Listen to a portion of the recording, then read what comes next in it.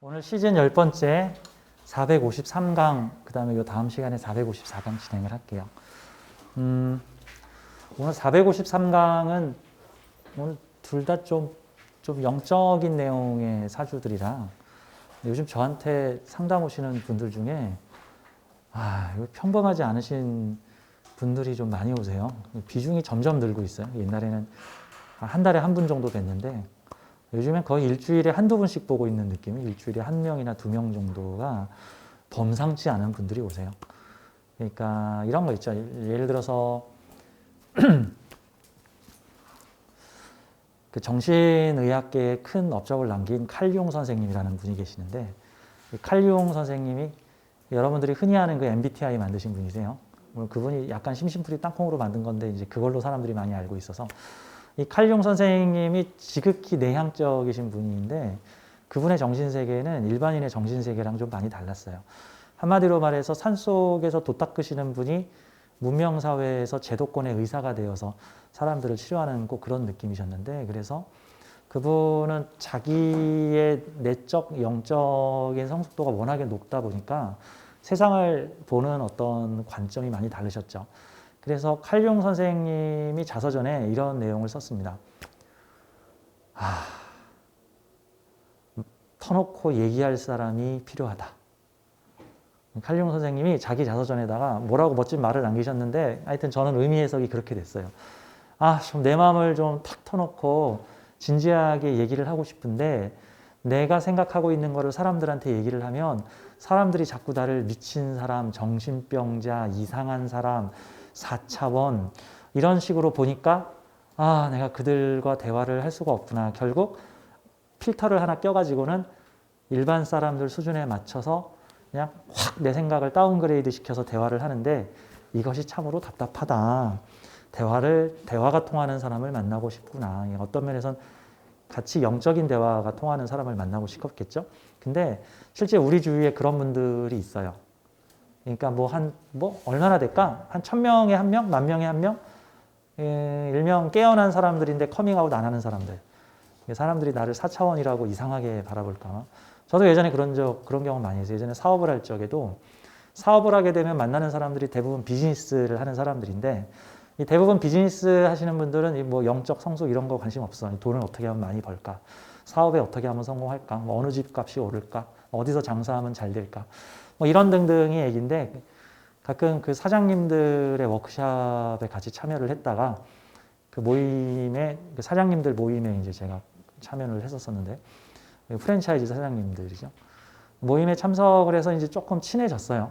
제가 좀 친해지기가 되게 어려운 사람이에요. 이렇게 안전거리를 엄청나게 벌려놓기 때문에 친절한 사람이지만 친해지기가 세상에서 가장 어려운 사람 중에 하나입니다. 제가 저의 마음의 문을 열고 들어오시려면 사하라 사막을 넘어오셔야 돼요. 저는 38선을 치지는 않지만 황무지를 남겨놓거든요. 전혀 무반응. 제 방식이 무반응인데, 그쵸? 왜냐하면은 코드 맞는 사람을 만날 수가 없으니까. 나도 내가 내 정체를 드러내면 사람들이 나를 늘 미친 사람, 이상한 사람, 4차원, 외계인, 제가 그런 경험들을 청소년 시절부터 청년기, 중년기 당해왔는데, 그러다가 가끔 좀 친해지는 사람이나 마음이 통하는 사람들이 생기면 내가 이제 필터링을 안 하고 얘기를 하는 거예요. 제가 필터링을 안 하고 얘기를 하면은 일반인들이 저를 뭐라고 얘기하냐면, 야, 너 일요일 아침에 그 무슨 서프라이즈라는 방송을 많이 봤구나. 이런 식이에요. 야, 그 일요일 아침에 서프라이즈에서 하는 그 이상한 방송을 너 많이 봐서 너 이상한 책을 많이 봤구나.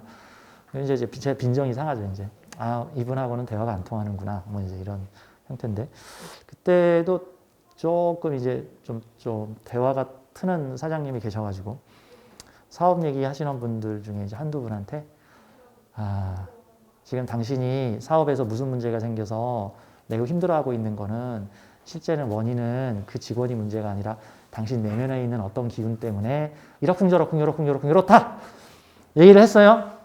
그랬더니 삽시간의 모임에서 제가 갑자기 4차원 외계인, 미친 사람, 이상한 사람, 무슨 이상한 신비주의 종교 숭배자 아니냐, 무슨 뭐 데리고 가서 무슨 어디 기도시키는 거 아니냐, 이런 식으로 해서 사람들이 나를 이렇게 멀리를 하기 시작해요.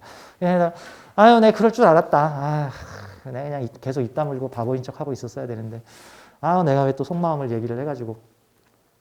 근데 이제 이후에 그 모임에 있는 사장님들한테 몇 번 그 집 사세요 했는데 확 집값 오르고, 그 직원 내보내세요 큰일 납니다 했는데 안 내보냈다가 그 직원이 무슨 그 경찰서 부르는 큰 사건 일으키고, 그때 무슨 여성 회원님도 계셨었는데, 내년에 임신하겠네요, 아이 날 거예요, 좋은 아이로 클 겁니다. 근데 정말 그 다음에 임신을 했어.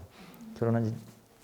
그러니까 이후 가끔 한마디 툭툭 던지면은 그게 다 맞으니까 이제 거기서 툭 하면 저를 불러다 한마디씩 해달라. 그래서 아, 난 모른다. 아무튼 칼융 선생님 얘기를 제가 했던 게, 그런 사람들이 우리 주변에 있어요. 호진쌤도 어떻게 제가 칼융 선생님하고 빗대겠습니까? 그냥 칼융 선생님의 발가락의 때 정도라고 저는 그냥 보면 되는데, 칼융 선생님이 쓰신 그 수많은 책들을 읽어보면은 너무 어려워. 어려워. 이해되는 것도 있고 안 되는 것도 있고. 아무튼 근데 칼융 선생님의 마음은 충분히 이해합니다. 아무튼 여러분 주변에 한 1000명에서 10,000명에 1명 정도 그런 분들이 숨어 있습니다. 하고 싶은 말은 있으나 할 수 없는 사람. 왜? 내가 하고 싶은 말을 했다가는 너 미쳤구나, 뭐 어디 일요일 날 아침 방송을 많이 봤구나, 뭐 이런 거, 이상한 책을 많이 봤구나, 뭐 사이비 교주 아니냐, 뭐 이런 거. 근데 이제 호신쌤이 약간 4차원적인 명리 방송을 하니까 주파수가 맞는 사람들이 이 사람 얘기가 통하겠다 해가지고 얘기가 통하는 사람 만나기가 정말 힘듭니다. 칼융 선생님이 자서전에 그렇게 썼어. 얘기 통하는 사람 평생 한번 만나봤으면, 뭐 이런. 옛날에는 인터넷도 없고 1800년대 후반이나 1900년대 초중반에 인터넷이 어딨어. 기껏 해봐야 동네 사람이나 학회에 있는 사람들 만나는데, 그중에 자기도 뭔가 보이지 않는 세계에 대한 관심이 많고 그런 거에 관심이 많은데 이걸 터놓고 얘기할 수 있는 사람이 거의 없는 거죠. 특히 이제 근데 요즘에 현대 사회는 의식이 깨어나는 사람이 참 많아요. 요즘 대중화됐어요. 사실 여러분들 명상 많이 하시죠? 명상 많이 하시고 다양한 명상법들도 많이 뭐 싱잉볼 명상도 있고 뭐 북 치는 명상도 있고 걷기 명상도 있고 설거지 명상도 있고, 저는 자전거 타고 산에 가면 명상 잘 돼요. 다양한 명상법들이 나오는데, 사실 그 명상법이라는 게 원래 그게 도가의 수련법이에요. 몸의 명상이에요. 몸의 기운을 통해서 인공적으로 내면의 세계와 외면의 세계를 접점을 만들어가지고 눈뜬 상태에서 내면의 상태로 들어갈 수 있는 나의 진동수를 맞춰줄 수 있게끔 하는 수련입니다. 이게 이제 쉽게 하기 위해서 이제 호흡법 수련도 나오고 명상에다가 호흡법 수련을 합치고, 이게 옛날에는 도사들이 하는 거지 일반인들이 하는 게 아니에요. 산속에 가서 도사들이 하는 거였어. 스스로 터득하고 깨달아가지고, 아니면 무슨 스승님한테 배워가지고. 근데 요즘에는 누구나 다 할 수 있어. 누구나 명상을 할 수가 있고, 요즘에는 그 도인들의 수련법들이 이제는 정말 대중화됐어요. 근데 이제 도인들의 수련법이라고 안 하고 뭐 건강에 좋아요, 뭐 스트레스 회복에 좋아요, 이런 식으로 설명을 하지만 그게 사실 내 안에 기를 돌게 하고 내면과 외면이 멀리 떨어져 있는 것을 서로 연결시켜 주거든요. 자, 그래서 요즘엔 깨어나는 사람, 각성하는 사람, 영적 능력이 살아나는 사람들이 무척 많습니다. 그러다 보니까 이제 커밍아웃 하시는 분들도 많아요. 오늘 소개할 분이 이분하고 이분, 이게 다 도사예요. 다 도사. 사주도 특이하죠. 다 도사예요. 이분은 예술가시고 이분은 진짜 영능력자입니다. 이거 다음 시간에 소개할 이분은. 이분은 오라와 차크라가 보여요. 오라와 차크라가 보이고 이분하고 대화를 하면은 그 내면 청소가 되고 손을 갖다 대면 치료가 돼요. 제가 아마 지난 시간인가 지지난주에도 그런 분 제가 그 영적 성숙을 통해서 영능력을 키우시고 계시는, 그분은 요가 지도자, 명상 지도자 하셨죠. 이제 요즘에 요즘에 거의 일주일에 한두 분이야. 이런 분들이. 그러다 보니까 제가 이제 세속적인 분 소개도 하는데 이제 이런 분들 소개를 이제 자주 하게 되더란 말이죠. 근데 어떻게 보면은 우리 생활 주변에 많이 있고요. 사실 누구나 각성을 하면, 영적 각성을 하게 되면은 나도 그럴 수 있다. 여러분도 그럴 수 있다. 여러분도 그럴 수 있어요. 다 있어요. 다. 뭔가로 덮여 있어서 지금 이게 발현이 안 되는 거지. 뭔가로 덮여 있어. 꼭 무슨 느낌이냐면은 저기 오리들 중에 오리. 날아다니는 오리 있고요. 못 나는 오리가 있어요. 근데 원래 오리는 날아다니는 애들이에요. 못 나는 오리는 날아다닐 필요가 없거나 그냥 걸어다니면서 모이 주워 먹거나 인간이 주는 사료에 의해서 길들여지거나 보통 이런 오리는 못 날아. 근데 원래 오리는 날아요. 그러니까 오리도 그 청동오리 같은 것도 인간이 사육하면 안 날고요. 얘가 자연에 풀어놓으면 막 날아다녀요. 막 청동오리가. 그러니까 사실 우리 인간에게는 그런 능력이 다 잠재되어 있는데 그러니까 우리가 능력을 개발하는 게 아니라 원래 가지고 있는 능력이 봉인되어 있는 것인데 이 봉인된 거를 해제를 하면 내 능력이 살아난다는 거예요. 이 영적 각성은 수련을 통해서 얻어지는 게 가끔 내가 공부를 하고 책을 봐서 얻어지는 게 아니라 공부를 하고 책을 하고 뭐 수련을 하고 통해서 나의 원초적인 능력, 숨겨진 신의 능력 위에 덮여져 있는 다양한 세속의 관념들을 걷어내는 거예요. 이렇게 다양한 세속의 관념을 걷어내. 이게 꼭 무슨 느낌이냐면요. 그 유튜브에 이런 동영상이 있는데 저 콘택트 렌즈를 끼시는 분이 아마 술 먹고 주무셨나 봐 자주. 그래가지고 콘택트 렌즈를 끼고 술 먹고 다음날 또 렌즈 끼고 또 술 먹고 잠이 들어서 다음날 또 콘택트 렌즈를 끼고 해가지고 이분이 어느 날 눈이 아파요 해가지고 안과를 찾아갔는데 이분은 왜 눈이 아플까 해서 봤더니 눈에 콘택트 렌즈가 들어있더래. 그래가지고 그 유튜브에 영상이 올라와 있어요. 그래가지고 병원에서 콘택트 렌즈를 눈에서 이게 집게로 빼내는데 20 몇 장이 나오더래요. 대단하죠? 그러니까 눈에 콘택트 렌즈 20 몇 장이 지금 들어가 있었던 거야. 덮였어. 그래서 나중엔 정말 눈이 아파가지고 헬프하고 병원에 오신 거죠. 사실 우리의 의식은요, 우리의 원래 신의 의식을 가지고 있는데, 우린 신의 마음이에요. 신의 현신이에요. 내 안에 신들이 있어요. 여러분 안에 신들이 다 있는데, 날아다니는 오리가 있는데, 이 날아다니는 오리가 안 날다 보니까 나는 원래 못 나나 보다 해가지고 걸어다니는 오리가 된 거예요, 지금 이게. 근데 사람에게는 이 관념이라는 게 있어서, 관념이 일종의 컨택트 렌즈 같은 거예요. 그러니까 컨택트 렌즈에 뭐 파란 코팅이 된 컨택트 렌즈를 딱 끼고 왜 세상이 파랗지?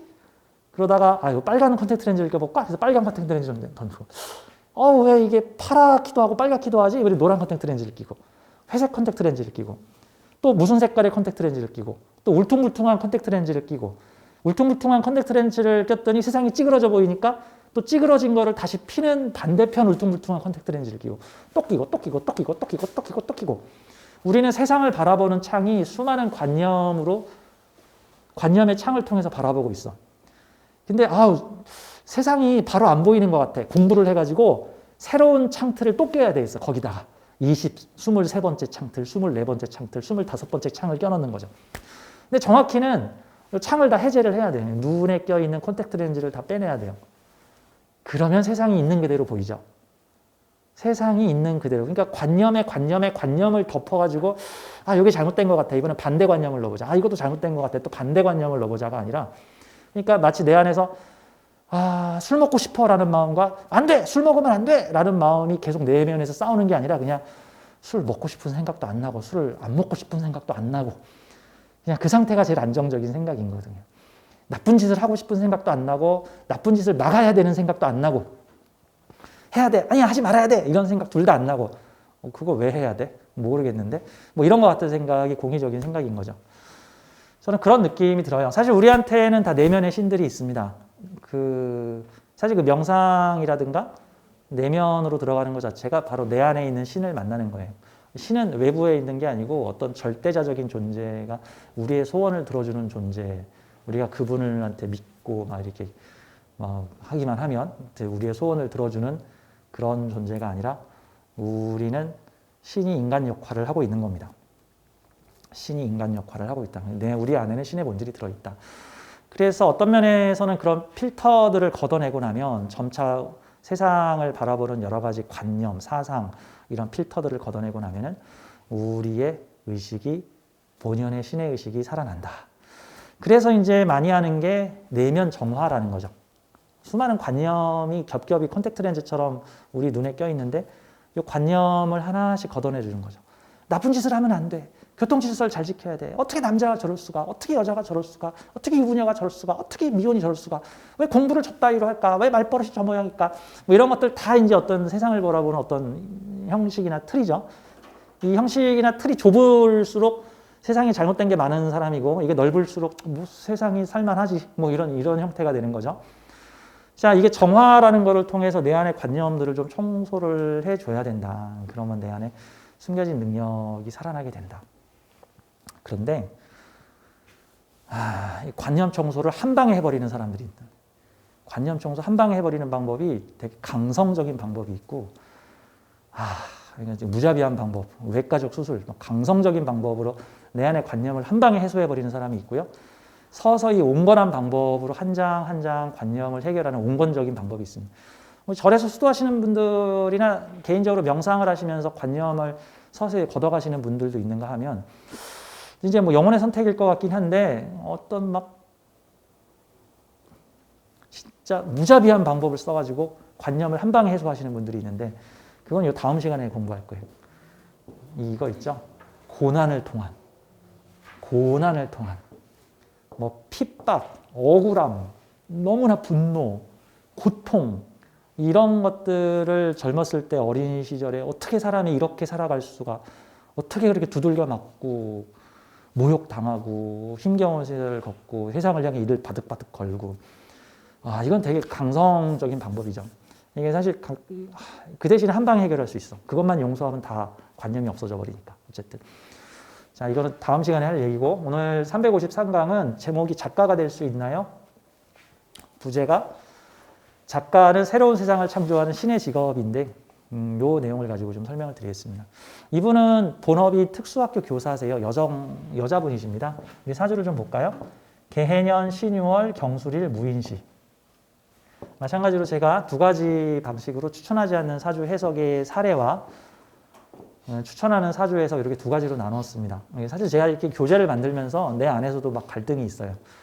세상 좋고 나쁜 거 분별하지 말라면서 왜 내 교재에 좋은 거 나쁜 걸 이렇게 두 개로 표시해서 얘기를 해주고 있느냐. 사실 이것도 어떻게 보면 아이러니이자 모순인데 저는 그냥 과도기적인 과정이라고 생각해요. 두 개를 같이 놓고 과도기적인 과정이라고 저는 보여집니다. 우리 여성분이세요. 사주가 개해년, 신유월, 경술일, 무인시. 가끔 사주 보면은 한 100명 중에 1명 정도가 월주에 이렇게 강한 겁재를 가지고 있는 사주들이 있습니다. 월주에 이렇게 강한 겁재를 가지고 있는 사주들. 이 사주는 지금 6월의 경극이니까 양인격 사주이죠. 이 사주가 이거를 흉신에 대해서 좀 안 좋게 무섭게 배우신 분들은 한마디로 이 사주 이거 흉신 가득한 사주예요. 이거 흉신의 대명사 뭡니까? 겁재, 뭐 상관, 뭐 편의는 흉신도 되고 뭐 길신도 되고 뭐 그렇죠, 그렇죠. 그럼 뭐 이거 거의 다 그냥 뭐야 하나 둘 셋 넷 다섯 개가 흉신이야 그냥 8글자 중에 5글자가 흉신이야.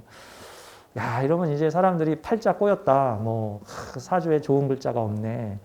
뭐 이런 형태로 사주를 보기도 하는데 이게 단순하게 이게 흉신, 기신으로 나눠가지고 보지 말자고요. 가끔 흉신론에 대해서 얘기를 할 때 어쩔 수 없이 우리 옛 성인들이 이거를 우리 중생들을 위해서 그냥 이해하기 쉬우라고 흉신, 기신이라고 구분을 해놨는데 흉신들은 특별한 매력이 있습니다. 그래서 잘 키운 흉신 하나, 10 길신 안 부럽다. 제가 이제 이렇게 얘기를 해요. 월주에 겁재가 가득하다. 월주에 겁재가 상관을 생하고 있네요. 우리 명리에서 이런 얘기 많이 나오죠. 명리 공부를 하다 보면은 겁재가 상관을 생하면 아주 대흉하다. 겁재가 상관을 겁재는 내 안에 뭐 탐심, 내 안에 욕심, 뭐 내 안에 욕망, 뭐 타인, 도둑놈, 나쁜 놈, 뭐 도둑놈, 나쁜 놈, 경쟁자, 뭐 이런 사람이 상관짓을 해가지고 뭐 내 명예를 더럽힌다, 뭐 내가 한 짓도 아닌데 남이 한 짓인데 덕분에 나까지 골로 갔다, 뭐 이런 식으로 이제 많이들 이렇게 표현을 하기도 해요. 일단은 그래서 여기 사주에 제가 이런 내용을 좀 써놨습니다. 제가 이제 요즘 강의를 할 때 이렇게 좀 좀 어떤 영성 레벨이 좀 높다고 생각되시는 분들은 그 영원성 속도를 좀 보면서 사주의 해석을 좀 달리 해보자. 어떻게 나는 가끔 이런 생각이 들어요. 예수님하고 부처님 만약에 사주를 알 수 있다면 모르지만 예수님하고 부처님 사주를 알 수 있다면 예수님 부처님 사주에 길신 가득하고 흉신 없고 그럴까? 뭐 격국으로 막 정격이고 막 아주 귀한 사주고 어머 이렇게 훌륭한 사주가 그럴까? 그런 분이 뭐 왕자에서 갑자기 뭐 산에 가서 돌을 닦고 목수의 아들로 태어나서 십자가에 돌아가시고 뭐 그럴까? 아니라는 측면이죠. 내가 보기에는 예수님을 십자가에 매단 바리새인들이 사주가 더 좋을 것 같아. 왜 그 시대의 기득권자들이니까 그들이 떵떵거리고 잘 살았던 사람들이니까 그런 것 같아요. 그러지 않을 거다. 내가 보기에는 예수님이나 부처님 사주 열어보면 내 생각에는 아니 이런 사주가 예수님이었다고? 뭐 이런 사주가 부처님이었다고? 난 이런 생각 들지 않을까 싶어요. 마치 김구 선생님 사주가 상당히 의외인 것처럼 그런 느낌이죠. 자, 이분 직업이 공립특수학교 교사예요. 사립도 있고 공립도 있는데 이거는 공립이십니다. 공무원이시죠, 한마디로. 공무원이세요. 나라에서 운영하니까 아무래도 좀 시설도 괜찮고 시설도 대규모고 저는 가끔 사람들의 인생을 사주를 보면서 가끔 명상을 통해서 왜 그런 인생을 살았을까 하고 저도 가끔 내면한테 물어볼 때가 있어요. 왜 이렇게 고생을 시킵니까? 하면서 이 사람은 왜 이렇게 고생을 시키죠? 이 사람은 좀 특이한 인생인데 왜 이런 인생 코스를 정했나요? 그 영혼이 어떤 의도가 있어서 그런 거야. 이제 이런 식으로 내 마음에서 이제 알려주고 그러는데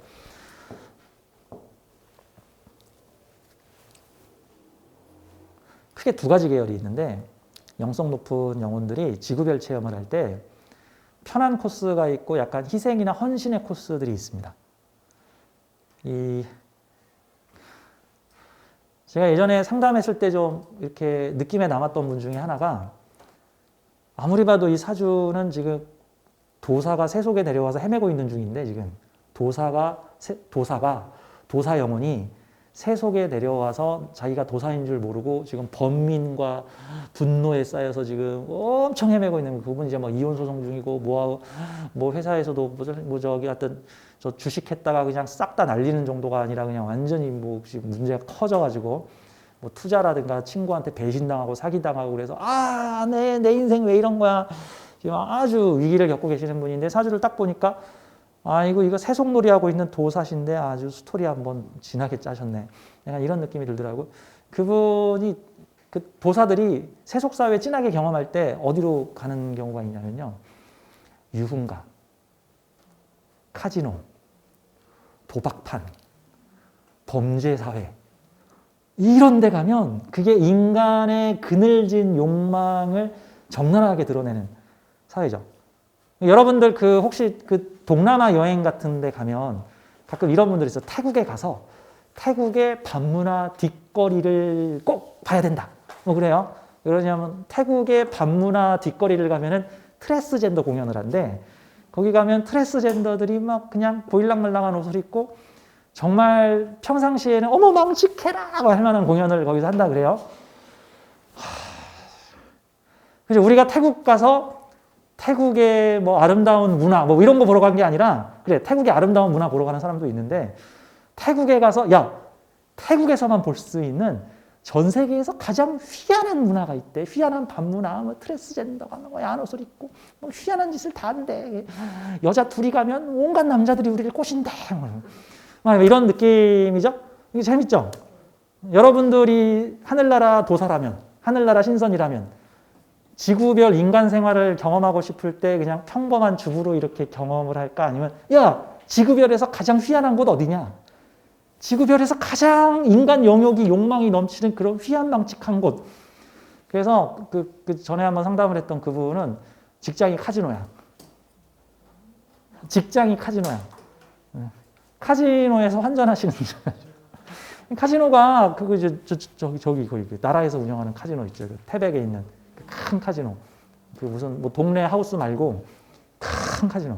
거기가 어떤 곳입니까? 대한민국의 뭔가의 인간 영역에 나 부자 될 거야 라고 하는 사람들이 그 인간 욕망의 어떤 집결소가 거기 아닙니까? 나라에서 그냥 저기 그 해소하라고 만들어줬잖아. 이게 그거 안 만들어주면 어디서 음성적으로 저 비닐하우스 같은 데서 포카를 치니까 거기서 풀으라고